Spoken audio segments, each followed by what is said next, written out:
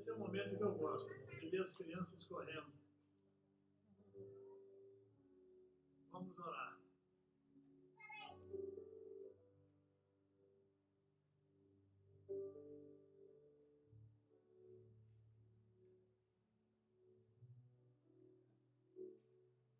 Nosso Deus, esse é o momento de culto também. Trazer os nossos dízimos e ofertas ao teu altar. A nossa gratidão a Deus, porque nós temos o que trazer ao Senhor. Nós não chegamos diante do Senhor com as mãos limpas, mas trazemos sempre a nossa oferta ao Senhor. Abençoe os nossos dízimos, ofertas, aqueles que dão no zelo, aqueles que trazem no altar as suas ofertas. Que sirva, Deus, para engrandecer o teu nome e o teu reino. Eu oro a favor das crianças agora. A tua palavra diz: deixai vir a mim os pequeninos, porque dos tais é o reino dos céus. E a tua palavra ainda diz que é da boca das crianças que o Senhor extrai o perfeito louvor. Eu as recomendo ao Senhor, aos seus pais, à sua igreja, ao seu pastor, e que elas possam tirar grande proveito nesta manhã da tua palavra. Em nome de Jesus nós oramos. Amém.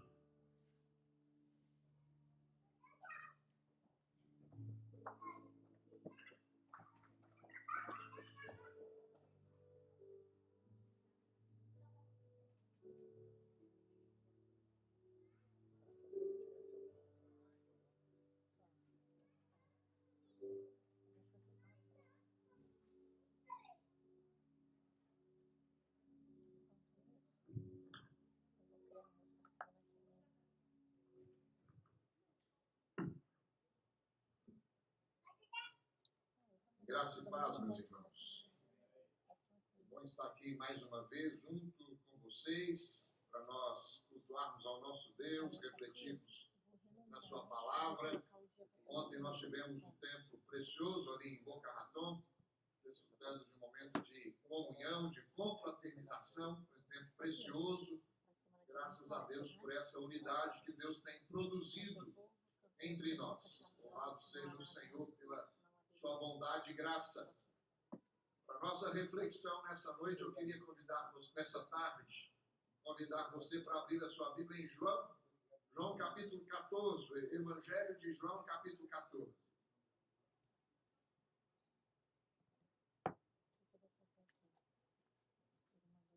Nós vamos ler os versos 1 até o versículo de número 6. Ainda que eu vá enfatizar o versículo 6, nós vamos ler a partir do versículo 1. João, capítulo 14, versos de 1 a 6. Diz assim a palavra do Senhor: Não se turbe o vosso coração, credes em Deus, credes também em mim. Na casa de meu Pai há muitas moradas. Se assim não fora, eu vos teria dito, pois vou preparar-vos lugar. E quando eu for e vos preparar lugar, voltarei e vos receberei para mim mesmo, para que, onde eu estou, estejais vós também. E vós sabeis o caminho para onde eu vou. Disse-lhe Tomé: Senhor, não sabemos para onde vais. Como saber o caminho? Respondeu-lhe Jesus: Eu sou o caminho, e a verdade e a vida. Ninguém vem ao Pai senão por mim. No verso 6, o Senhor responde à pergunta que é feita pelos discípulos: como saber o caminho? Nós não sabemos para onde vais. Aí o Senhor Jesus dá uma resposta precisa a respeito do caminho e acrescenta duas verdades que não podem ser ignoradas. Eu sou o caminho, a verdade e a vida. No mundo de mentiras, nós precisamos sempre voltar os olhos para o Senhor, porque Ele é a verdade. No mundo de morte e de decepções sem fim, o Senhor se apresenta como a vida. Mas no mundo de incertezas, como este mundo onde nós estamos inseridos manifesta, nós podemos olhar para o Senhor e dizer: Ele é o caminho para a nossa vida. E eu vou enfatizar nesta mensagem apenas sobre o caminho que é apresentado a nós. Uma Uma das coisas que nós temos convicção na obra, ou na conclusão da obra redentora, é que Jesus fez tudo o que se deveria ser feito para a nossa redenção, para a nossa salvação. A ponto dele dizer na cruz, está consumado. Lá em Apocalipse você encontra o Senhor dizendo, está tudo feito. E aí nós inserimos neste mundo, nos deparamos com situações adversas sem fim. Passamos por sofrimentos, dores. Muitas vezes, hoje pela manhã, eu estava orando por uma jovem senhora que descobriu que está com câncer nos ossos, estágio 3, estado avançado, está na clínica. E nós oramos com ela e ela está apreensiva. Estas coisas nos acometem no decorrer da vida. Às vezes nossas famílias passam por experiências difíceis. Muitas vezes uma situação financeira, situação de enfermidade. Às vezes os filhos que não correspondem ao ensinamento que é dado pelos pais. Sofrimento sem fim neste mundo. Jesus disse, no mundo passais por aflições. E aí nós olhamos a declaração de Jesus a respeito de que tudo está consumado. Então por que nós sofremos? Porque estamos no mundo quebrado. Mas algo que não podemos também nos esquecer é que ele prometeu estar conosco todos os dias, até a consumação dos séculos. Você não passa por uma enfermidade sozinho, por um vale árido sozinho, você não passa por uma adversidade sozinho, o Senhor é convosco. Quando Jesus estava consolando os discípulos a respeito da sua partida, nós conhecemos muito bem a sua promessa de que ele iria para o Pai, mas enviaria o Consolador para que estivesse quanto tempo com eles? Para sempre. E é claro que a declaração aos discípulos é uma declaração à igreja. A igreja pode descansar no fato de que o Senhor é com ela. Nós não passamos pelo deserto sozinhos, não passamos pela prova sozinhos. Deus está conosco. Não sei quantos de vocês, mas já me encontrei em situações da minha vida um pouco confuso a respeito do que fazer, para onde ir, perdido, a ponto de chegar ao desespero, mas Deus trouxe conforto e redirecionou os rumos da minha vida. Tem um personagem nas Escrituras, no tempo de Abraão, ele experimentou uma grande realidade de sofrimento. O nome dele é Jó. Você conhece muito bem a história de Jó, e o texto lá em Jó, capítulo 14, verso 1 e 2, diz assim: o homem nascido de mulher, nascido vive breve tempo, cheio de inquietações. Nasce como a flor e murcha, foge como a sombra e não permanece.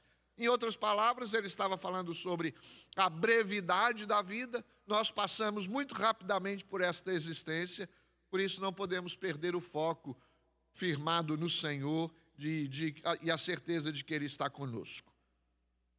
E as palavras, obviamente, ditas por Jó, tanto tempo antes, servem para trazer para nós conforto, segurança e certeza de que nós devemos ter uma perspectiva de vida eterna. Jesus disse: eu sou o caminho, a verdade e a vida, e ninguém vem ao Pai senão por mim. Então, para uma vida melhor, para um sentimento melhor, para uma família melhor, para um mundo melhor, para uma experiência melhor, para uma realidade melhor na nossa existência, nós precisamos permanecer no caminho. E quem é o caminho? Jesus. Quando nós nos distanciamos do caminho, as experiências que nós passamos nos sufocam, nos angustiam, nos traz desespero, nos traz depressão, nos coloca para baixo, nos faz perder o sentido da vida, a perspectiva da vida abundante que o Senhor promove àqueles que confiam nele. Por isso, a recomendação que nós damos à igreja, que nós ouvimos do Senhor, é para que nós estejamos em Cristo, porque Ele é o caminho que produz em nós transformação e segurança. E com base nisso, deixa eu destacar algumas coisas, compartilhando com vocês essa verdade. Em primeiro lugar, Jesus é o caminho que oferece uma vida abundante. A melhor vida que um homem pode viver é a vida em Cristo Jesus. Nós estamos em Cristo e Cristo está em nós. Nós somos pelo Espírito Santo habitados. Nós somos habitados pelo Espírito Santo do Senhor. Nós temos Deus habitando em nós. Nós temos uma vida abundante porque antes andávamos outrora nos nossos delitos e pecados e agora nós descansamos debaixo da graça e da misericórdia do Senhor. Antes nós tínhamos uma realidade de morte, agora nós temos uma realidade de vida. Em Cristo Jesus nós encontramos a vida. E uma vida que não é limitada e restringida a este mundo. Nossa vida é uma vida que se estende para a eternidade. E nós precisamos confiar nisso e ter a certeza de que em Cristo Jesus nós podemos superar as adversidades vivendo uma vida abundante. João capítulo 10, verso 10, o Senhor Jesus disse: eu vim para que tenham o quê? Vida, e vida em abundância. Esta vida é uma vida abrangente, é uma vida que nos faz desfrutar das alegrias do reino enquanto estamos aqui neste mundo e que também nos acompanhará para a eternidade, quando o Senhor nos chamar. Às vezes, nós vemos as pessoas hoje correndo atrás de luxo, de promoção, de fama, de posições, de poder, sendo que a vida cristã é uma vida mais humilde, porém uma vida cheia de significado, uma vida abundante. E o Senhor nos assegura que esta vida em Cristo Jesus é uma vida que supera qualquer projeção ou qualquer sucesso que o homem pode ter neste mundo, nessa existente vida em que nós ainda nos encontramos nela. A vida abundante é uma bênção aos que creem no nome do Senhor. As pessoas mais felizes da terra são aquelas que creem em Cristo Jesus. Por uma experiência pessoal, e tenho também conversado com um rapaz que deixou de crer. Eu tive uma experiência visitando uma família em que a filha pediu: pastor, por favor, ore com a minha mãe, porque ela não crê. Estivemos em sua casa, expomos o Evangelho, compartilhamos as verdades de Deus. Ela disse: pastor, o senhor explicou corretamente o que é o Evangelho, mas eu gostaria muito, mas não creio. Crer em Cristo Jesus é uma dádiva, é algo que supera o nosso conhecimento intelectual, é algo que corresponde ao convencimento do Espírito Santo de Deus, porque é Ele quem convence o homem do pecado, da justiça e do juízo. E diante dessas incredulidades, o que fazemos, pastor? Oramos. Oramos para que Deus intervenha, para que o Espírito Santo abra os olhos e a mente para fazer enxergar a abundante vida que pode ser encontrada em Cristo Jesus. Ainda que vivamos nas mais diversas circunstâncias, olha o que a Bíblia nos diz em Filipenses 4. Digo isto não por causa da pobreza, porque aprendi a viver contente em toda e qualquer situação, tanto sei estar humilhado como também ser honrado. De tudo e em todas as circunstâncias já tenho a experiência, tanto de fartura como de fome, assim de abundância como de escassez. E o apóstolo Paulo então conclui: tudo posso naquele que me fortalece. Tudo posso naquele que me fortalece. Apesar das circunstâncias, se eu estou em Cristo, eu vivo com esta certeza de que sou bem-aventurado, bem-sucedido, abençoado por Deus, tenho uma vida abundante, porque eu estou em Cristo e é o Senhor quem me fortalece.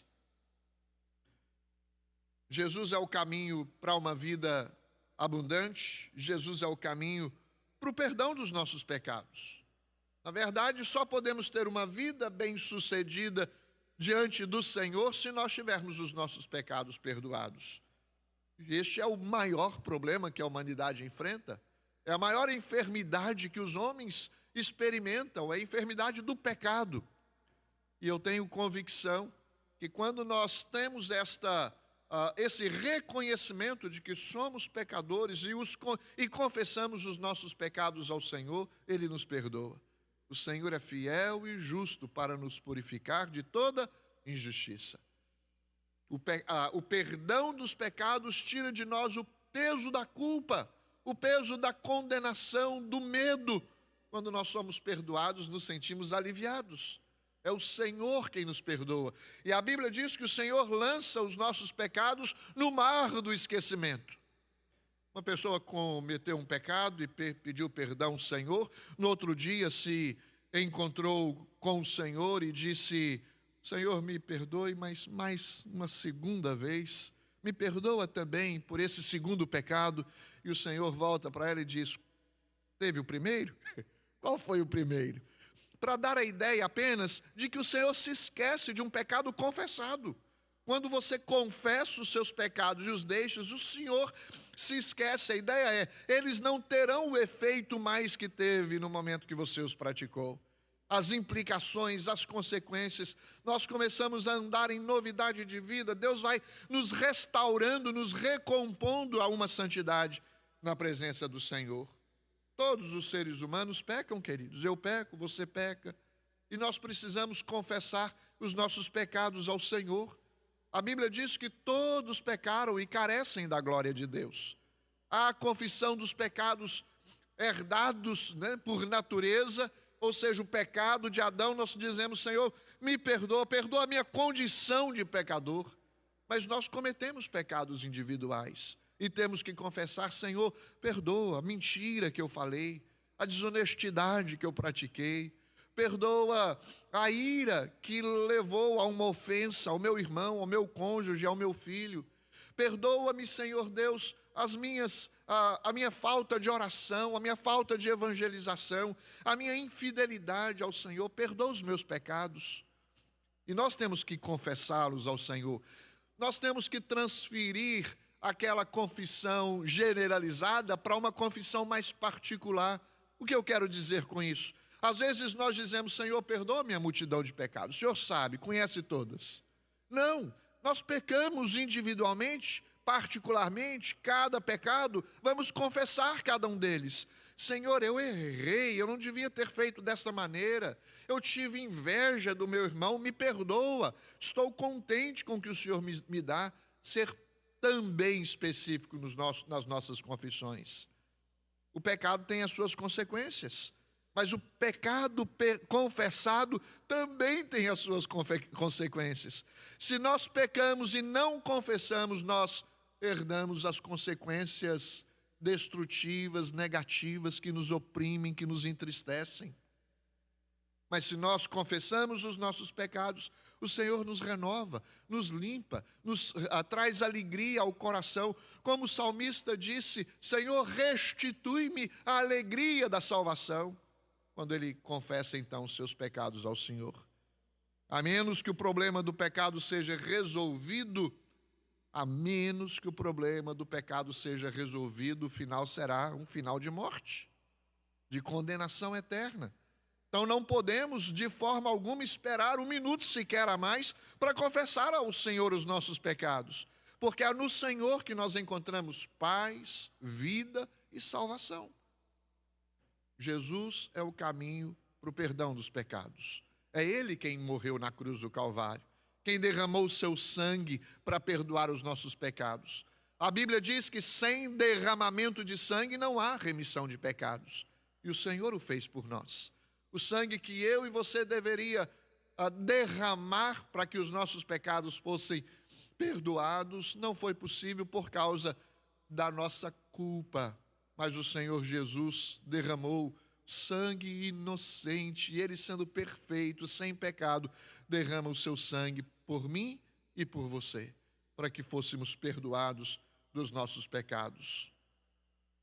Através de Jesus, Deus provê perdão. Olha o que a Bíblia diz: nisto se manifestou o amor de Deus em nós, em haver Deus enviado o seu Filho unigênito ao mundo para vivermos por meio dele. Nisto consiste o amor. não em que nós tenhamos amado a Deus, mas em que Ele nos amou e enviou o seu Filho como propiciação pelos nossos pecados. O sangue de Cristo foi derramado na cruz para o perdão dos nossos pecados. Quando confessamos, o Senhor nos perdoa. O Senhor transforma a nossa vida. E olha, irmãos, tem muita gente que tem dificuldade de confessar os seus pecados porque tem dificuldade de admitir os seus erros. Me lembro bem de uma história, se eu não me engano, Spurgeon pregando, e havia alguém que estava ouvindo a sua pregação e o Spurgeon falando sobre o perdão, que nós deveríamos nos lembrar dos nossos pecados e confessá-los. E ele procura então o pregador depois do culto e diz: pastor, eu não me arrependo de nada porque não tenho nada para me arrepender. Eu tenho uma vida estável, um bom trabalho, um bom salário. Eu tenho uma boa família, uma esposa fiel, filhos obedientes, que estão na faculdade e também encontrando os caminhos da vida socialmente falando bem-sucedida. Eu não me lembro nada de que devo confessar. O Senhor falou de perdão, de Salvador. Eu vou ser salvo de quê se eu tenho uma vida bem estável neste mundo? Spurgeon volta para ele e diz: olha, eu não sei por que eu devo dizer isso, mas vou lhe perguntar uma coisa. E os biscoitinhos? Quando ele pergunta e os biscoitinhos para aquela pessoa que estava indagando sobre o perdão, ele começa a chorar terrivelmente. Se humilhou, se quebrantou. A palavra mexeu com ele. Talvez a frase de Spurgeon fez lembrar do que ele tinha ouvido na mensagem pregada. E ele então se curva, se dobra, arrependido dos biscoitinhos. Quando era criança, a sua mãe fazia biscoitinhos, deixava em cima da geladeira, e ele tinha outros irmãos, ele roubava os biscoitinhos e colocava a culpa nos irmãos, e os irmãos apanhavam por causa dele. Era um pecado. E os biscoitinhos? Às vezes a gente fica medindo o pecado, não é?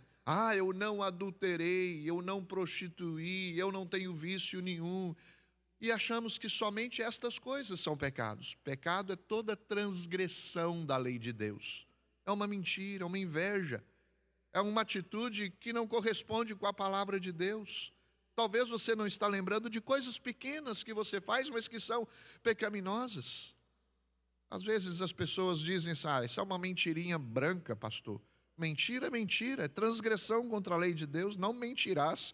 Se pudéssemos fazer isso, entrar dentro da nossa cabeça, estas coisas coordenam o nosso comportamento no relacionamento que temos uns com os outros. O Senhor perdoa os nossos pecados, mas nós precisamos confessá-los. Jesus é o caminho para uma vida perdoada. Ele é o perdão que é promovido e é concedido àqueles que sinceramente se rendem a Ele. Nós vivemos nesta perspectiva de um coração transformado, perdoado por Deus, porque o Senhor Jesus trouxe a nós o perdão, e a gente agora pode olhar para esse versículo e responder qual é o caminho que o Senhor apresenta para nós. É o caminho do perdão, é o caminho para uma vida bem-sucedida, é o caminho para Deus. Nosso irmão Almeida mencionou muito bem aqui na oração que o único mediador entre Deus e nós chama-se Jesus Cristo, o homem. E nós precisamos de nos reconciliar com Deus. A obra redentora, ela traz a implicação da reconciliação, a experiência da reconciliação do homem com Deus. Se o pecado afastou o homem de Deus, a obra redentora de Cristo Jesus reaproxima o homem de Deus. Então nós nos aproximamos do Senhor por meio de Jesus. Ele veio nos trazer reconciliação. Olha o que diz a palavra de Deus: assim, se alguém está em Cristo, nova criatura é. As coisas antigas já passaram, eis que se fizeram novas. O ministério da reconciliação, tudo provém de Deus, que nos reconciliou consigo mesmo por meio de Cristo e nos deu o ministério da reconciliação, a saber, que Deus estava em Cristo reconciliando consigo o mundo, não imputando aos homens as suas transgressões. Nós somos reconciliados com Deus por meio de Cristo Jesus. Por isso que Jesus disse: eu sou o caminho, ninguém vem ao Pai a não ser por mim. Você já ouviu pessoas dizerem: todo caminho leva a Deus, pastor? Não, isso é uma mentira, uma falácia de Satanás. Não é todo caminho que se leva a Deus. Há um caminho só, esse caminho chama-se Jesus Cristo. Ele disse: eu sou o caminho, a verdade e a vida. Você quer ter comunhão com Deus? Creia em Jesus de todo o seu coração. Há uma importância deste relacionamento com Deus. A vida cristã é vivida de relacionamentos.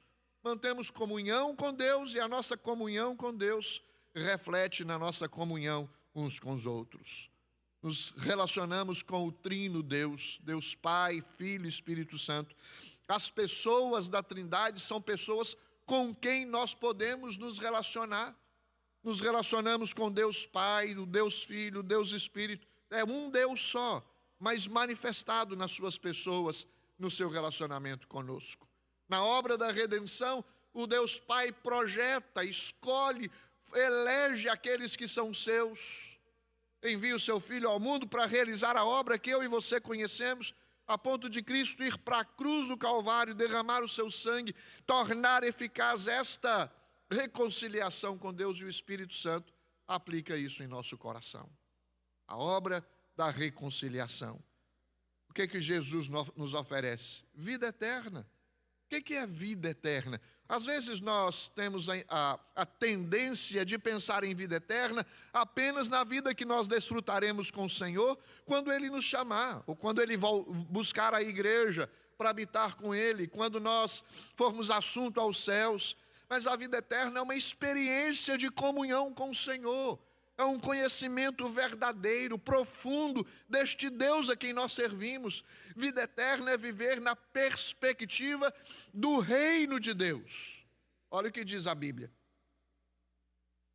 Vida, assim como lhe conferiste autoridade sobre toda a carne, a fim de que ele conceda a vida eterna a todos os que lhe deste. E a vida eterna é esta: que te conheçam a ti, o único Deus verdadeiro, e a Jesus Cristo, a quem tu enviaste.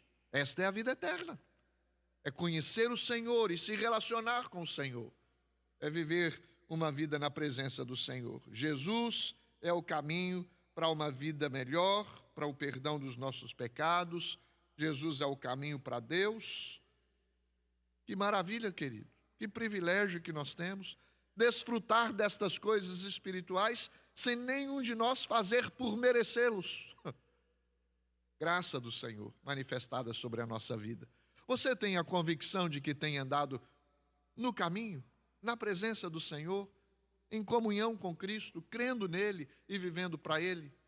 Mas não acabou ainda. Eu quero destacar que Jesus é o caminho da libertação desta confusão religiosa que nós hoje podemos presenciar. Nos deparamos com elas todos os dias, através das redes sociais, dos meios de comunicação.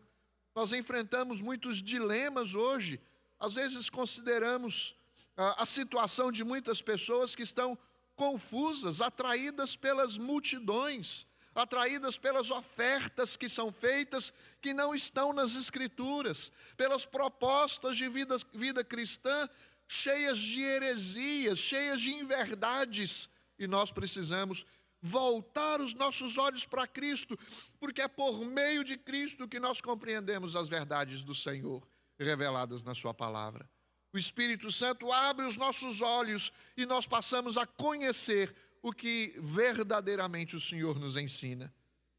Nós precisamos de uma vida livre de confusão. Nós precisamos aprender a dar testemunho da nossa fé, a testar aquilo que nós cremos.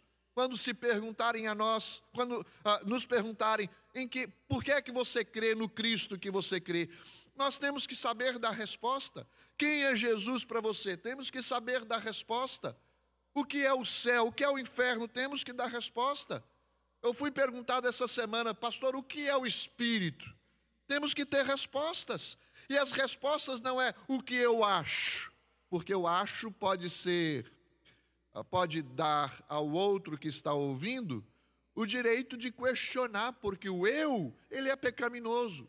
Mas quando nós olhamos para as Escrituras, nós dizemos, a Bíblia diz, nós podemos ter convicção plena, porque ela é verdade, não falha, é inerrante, é a Escritura Sagrada, é a palavra de Deus.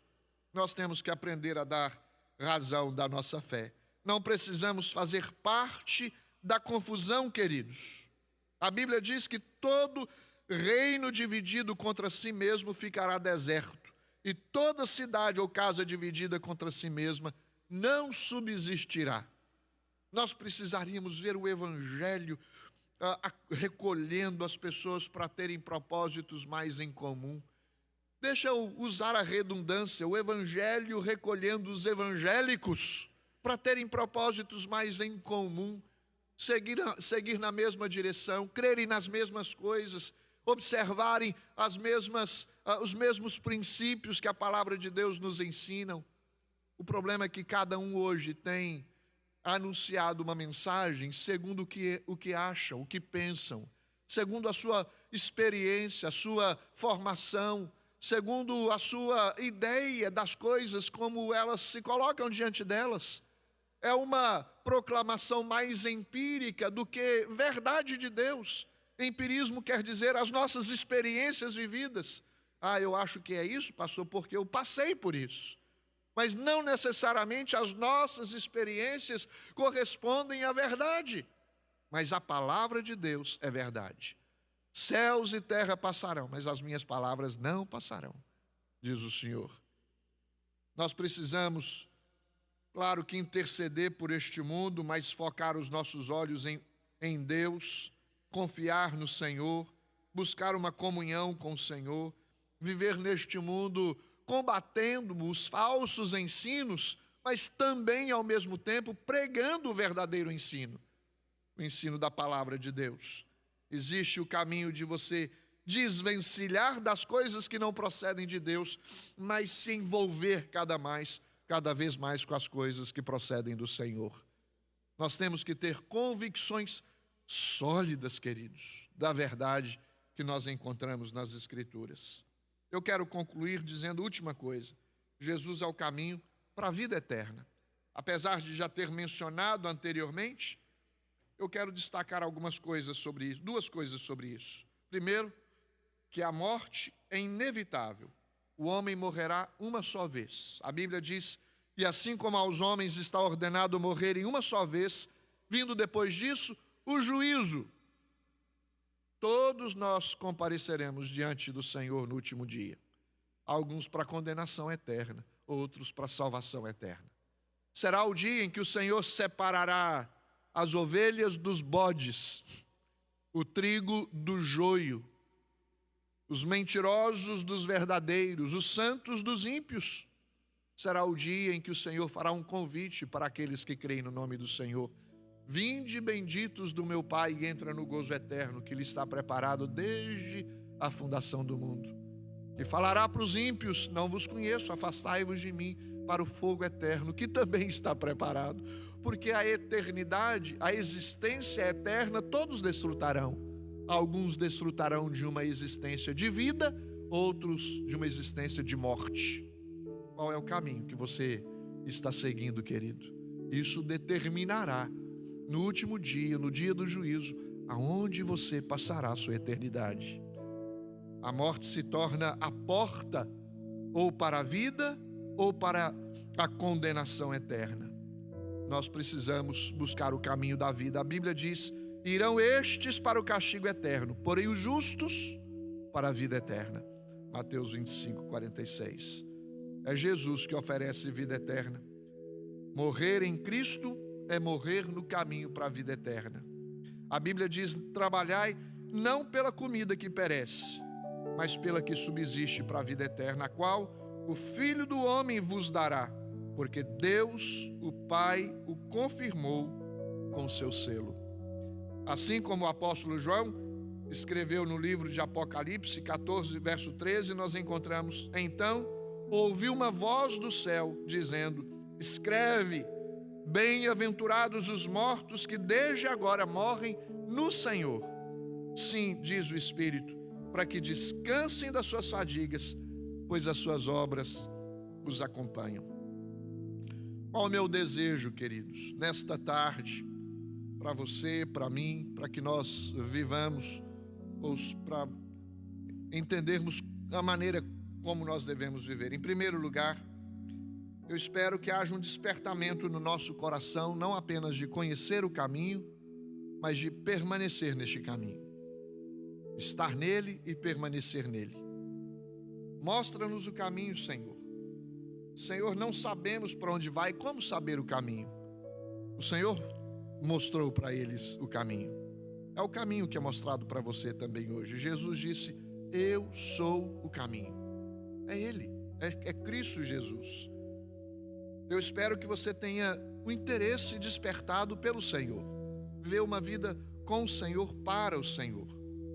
O interesse de ver Jesus como seu Salvador e também como seu Senhor. Não dá para nós dizermos assim: eu creio em Cristo como Salvador, mas como Senhor, não. Cristo não se divide nas suas funções e nos seus atributos. Ele é Senhor e Salvador para aqueles que creem nele. Eu espero que você tenha o desejo de servi-lo com alegria, superando todos os obstáculos que tentam nos impedir de viver uma vida comprometida com o Senhor. Eu espero que Jesus seja compreendido por você como aquele que é o caminho, a verdade e a vida, e que você o ame e vive em uma comunhão estreita e profunda com Ele, dia após dia. Não abandone o Senhor, porque temos crido numa verdade, que o Senhor jamais nos abandona. Ele está conosco todos os dias e estará até a consumação dos séculos. Não saia hoje daqui sem crer no Senhor e ter a certeza de que você está no caminho certo. Em nome de Jesus. Feche seus olhos. Eterno Deus, nós queremos pedir que o Senhor aplique essa palavra em nosso coração. Que o Teu Espírito Santo nos faça conhecer o caminho e decidir por estar neste caminho.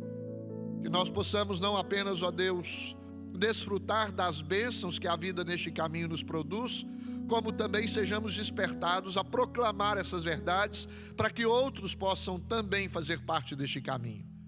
Ajuda-nos nas nossas adversidades, se houver sofrimentos que o Senhor alivie, se houver enfermidades que o Senhor cure, se houver, ó Deus, problemas que nós estejamos enfrentando na nossa vida, que o Senhor nos direcione, ó Deus. O Senhor nos dê paz no coração, apesar das circunstâncias, a ponto de nós dizermos, como o apóstolo Paulo disse: tudo posso naquele que me fortalece.